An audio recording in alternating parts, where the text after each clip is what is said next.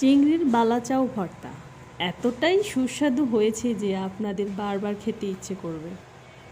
আমি এখানে আধা কাপ পেঁয়াজ কুচি নিয়েছি, সামান্য লবণ দিয়ে একটু কষলিয়ে নিব। এখন 4-5টা শুকনো মরিচ হালকা টেরে লবণ দিয়ে গুঁড়ো করে নিলাম। আর দিয়ে দিচ্ছি সামান্য ধনেপাতা কুচি। তারপর সামান্য সরিষার তেল দিয়ে আবারও মাখিয়ে নিলাম। এবার বালাচাও দিয়ে সব কিছু একসাথে ভালো করে মাখিয়ে নিব। আবারও বলছি, এই ভর্তা দিয়ে আপনারা না চাইতেও বেশি ভাত খেয়ে ফেলবেন, এতটাই টেস্টি বালাচাও ভর্তা।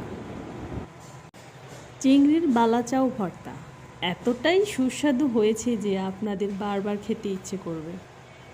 আমি এখানে আধা কাপ পেঁয়াজ কুচি নিয়েছি,